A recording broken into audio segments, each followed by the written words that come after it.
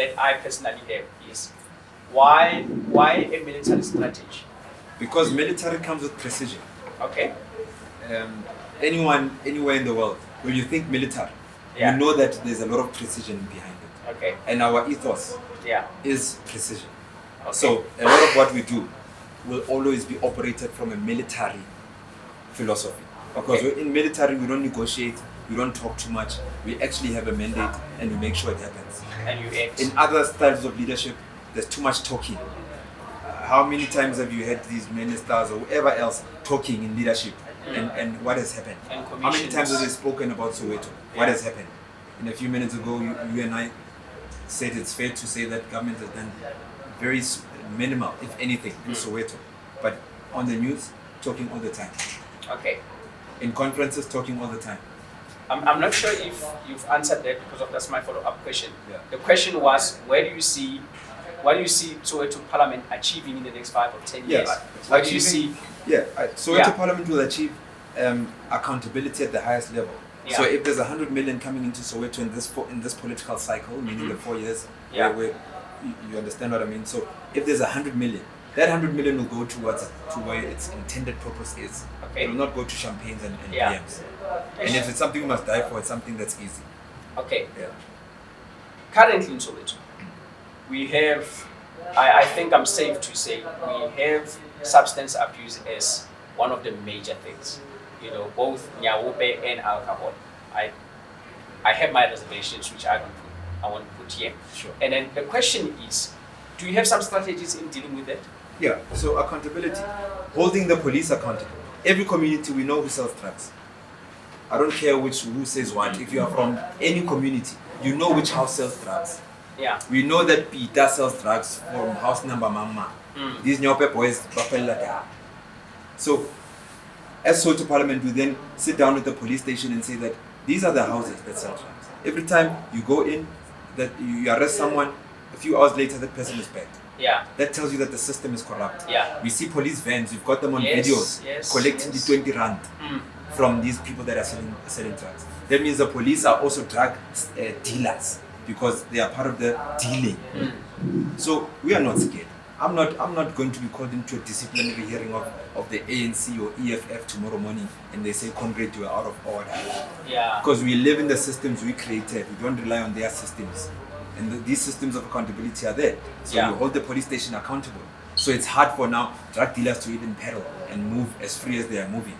Do we have an economic policy somehow as Soweto Parliament? There's something called corporate Soweto. Yeah. Generally people say corporate South Africa. Yeah. And in that definition they include big guns like what happened in Sandton.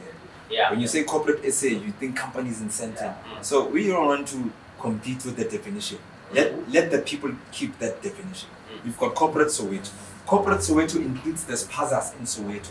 Okay. It's not only fancy businesses. Even the small businesses of our parents selling food, scorp or sheep head, goat head on the side of the road. That's also part of our corporate infrastructure, economics, because that's where money goes up and down in the township. And it goes as far as the big malls, Bochablani Mall, Umaponya Mall, etc. So we've come to say in our space, everything that exists as a business, any company or people that are trading, we're going to make sure that we have an order, we know each other, and we play the responsibilities of protecting each other. How people got there, it doesn't actually matter. What matters is that our reality says that those people are there. Maponya Mall is there. How it got there doesn't matter. Okay. Probably before my time. How the car wash got there doesn't matter. How the spaza got there doesn't matter.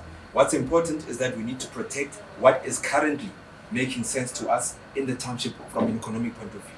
Okay. We have to protect all these shops, and I mean all of them, from looting, from criminality, that's why we've got a security cluster that's operating at a speed, at a quality level higher than what SAPS is doing in the township. And I can't blame SAPS. There's only 10/11 police station that's administering 8 million people.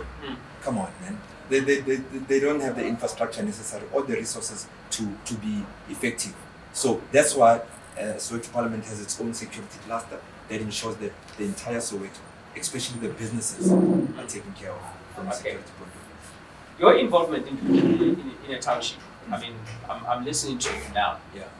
I don't know if it's my view, but I would want to know how you guys view yourself. Do you see yourself as more like the protecting side of the township, or do you see yourself playing a role, an active role in probably developing and advancing economics in Soweto? Yeah, so we do have a strong role in advancing because part of the accountability.